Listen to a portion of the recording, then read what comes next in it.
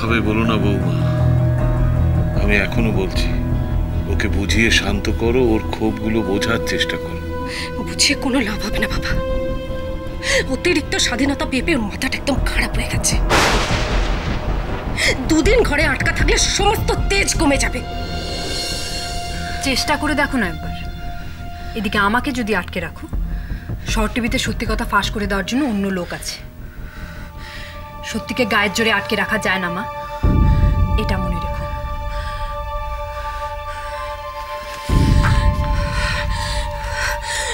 আমার মরে যেতে ইচ্ছে করছে বাবা। কিরকম মেয়ের জন্ম দিয়েছে, দেখবেন ও সোনার তরীকে ছাড়খাড় করে দেবে, ছাড়খাড় করে দেবে। শান্ত হও বৌমা, আমাকে একটু ভাবতে দাও।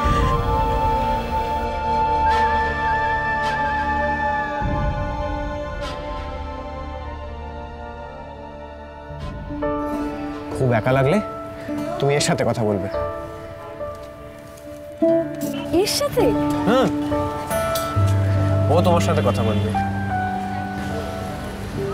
দেখবে তোমার সব মন খারাপ চলে যাবে।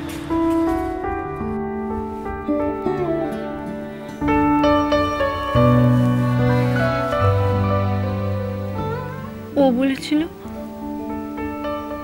তুই সব জানিস, তোকে সব কথা বলা যায়, বলতে পারবি ও কোথায় হারিয়ে গেল, কোথায় চলে গেল।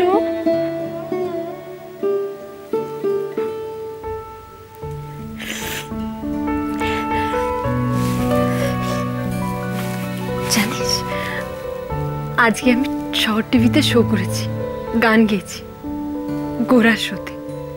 দর্শকের খুব ভালো লেগেছে, কত ফোন, কত অভিনন্দন। ঝিনুক বলেছে আমি ওর শোটা বাঁচিয়ে দিলাম। আর সোনার তরীর লোকেরা বলল আমি নাকি ওদের মান সম্মান ধুলোয় মিশিয়ে দিয়েছি। সবাই শুধু নিজেদের কথা বলছে জানিস, আমার কথা আমি কাকে বলবো বলতো? আমি তো যা করেছি গোরার জন্য। ও কি আমার গান শুনেছে, দেখেছে? ওর পুপে ওর শোতে গান গেয়েছে, এত করে তো ডাকলাম ওকে আমি, একবারও তো সাড়া দিল না, একটা ফোনও তো করলো না। এত অভিমান।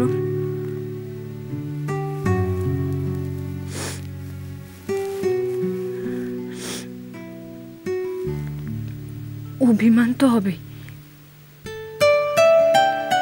আমার তোকে কিছু জানানো হয়নি, ওটা দেরি করে ফেলেছি আমি জানিস। আজ যে কথাটা আমি সবার সামনে চেঁচিয়ে চেঁচিয়ে বলতে পারছি, ওকে আমি সেটা একবারও বলতে পারিনি, বলতেই পারিনি যে আমি ওকে কতটা ভালোবাসি, বলতে পারিনি যে আমি ওকে ছাড়া থাকতে পারি না, বলতে পারিনি যে আমি ওর জন্য অপেক্ষা করতে পারি সারা জীবন।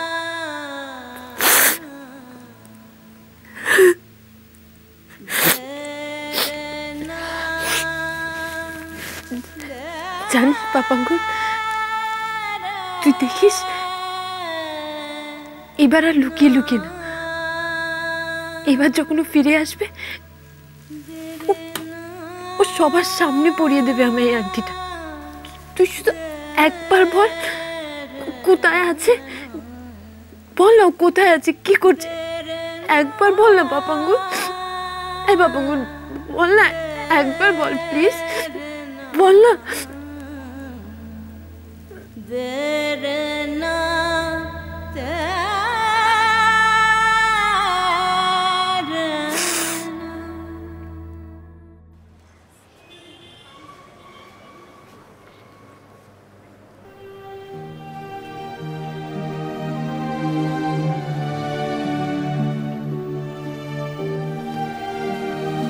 এক্সকিউজ মি,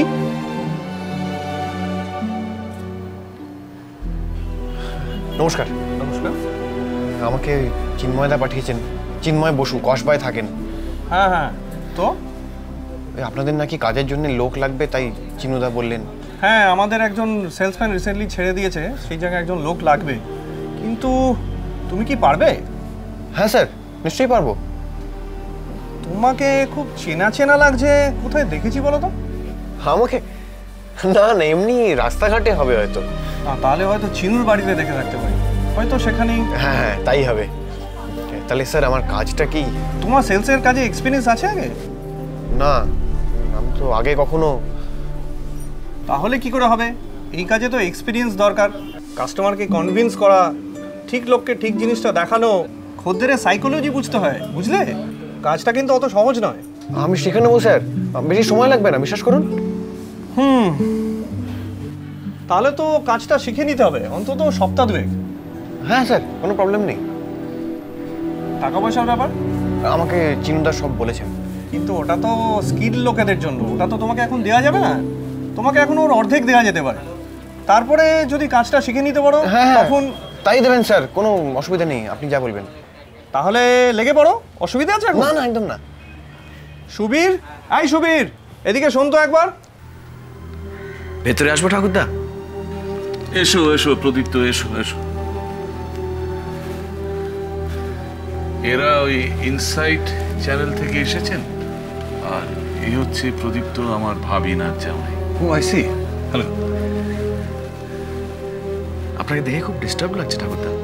আর বলো কেন, পুপে দিদি নাকি কি সব চুক্তি ভঙ্গ করেছে, আর এরা আইনি ব্যবস্থা নিতে চলে এসেছে। আমি চুক্তি ভঙ্গ করেছি, আমার বিরুদ্ধে আইনি ব্যবস্থা, অভিযোগ, কিন্তু আপনারা কথা বলছেন ঠাকুরদার সঙ্গে। আমার কি মনে হয় বলুন তো, আপনারা একটু আমার সাথে ভেতরে আসবে, একটু জরুরি দরকার ছিল তোমার সাথে। আসছি দীপ, আগে ওনাদের সাথে আমি একটু ক্লিয়ার করে নিই, তারপর। এনারা বোধহয় কিছুক্ষণ আছেন, আমার 2 মিনিট লাগবে, একটু এসো, ফিরে এসে না হয় কথা বলবে। অ্যাকচুয়ালি আমি না হারি। আমি একটু আসছি, চলো দীপ। বসুন বসুন বসুন।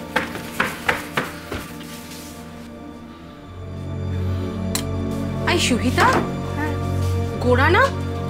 আরে হ্যাঁ, তাই তো, চল চল। আরে আপনি গোড়া না? আরে গোড়া মানে শহর টিভিরই গোড়া তো। আপনার গান না আমার ভীষণ ভালো লাগে। ইস, আমার বোন না আপনার গান শুনলে একদম পাগল হয়ে যায়। আমি জানি, একটা অটোগ্রাফ দিন না প্লিজ, প্লিজ একটা আমাকে একটা অটোগ্রাফ দিন প্লিজ। তোমাকে যে এখানে দেখতে পাবো গোড়া একটা অটোগ্রাফ, পুরো আনএক্সপেক্টেড। প্লিজ একটা এই আমার সঙ্গে একটা তুলে দে। হ্যাঁ হ্যাঁ, কি ব্যাপার এখানে? কাজকর্ম সব বন্ধ কেন? কি করেছেন দত্তদা? গোড়ার মধ্যে এখন টিভি স্টারকে অ্যাপ্রেন্টিস সেলসম্যান বানিয়ে দিয়েছেন। ওই দেখুন, দেখতে পাবো গোড়া একটা অটোগ্রাফ, পুরো গোড়া এই আমার সঙ্গে একটা তুলে দে। নাকি একটা গোড়া প্লিজ, এরকম করো না গোড়া, প্লিজ গোড়া, গোড়া একটা অটোগ্রাফ দিয়ে দাও প্লিজ। আরে গোড়া, আরে গোড়া একটা অটোগ্রাফ করে দাও প্লিজ, প্লিজ একটা এগুলো কেন বুঝতে পারছেন না? না না না, কেন শুনছেন না? আমি কেউ নই। না আপনি গোড়া, আমরা জানি জানি। গোড়া, এখানে ছবি আছে, গোড়া, শুনছো? হ্যাঁ, গোড়া!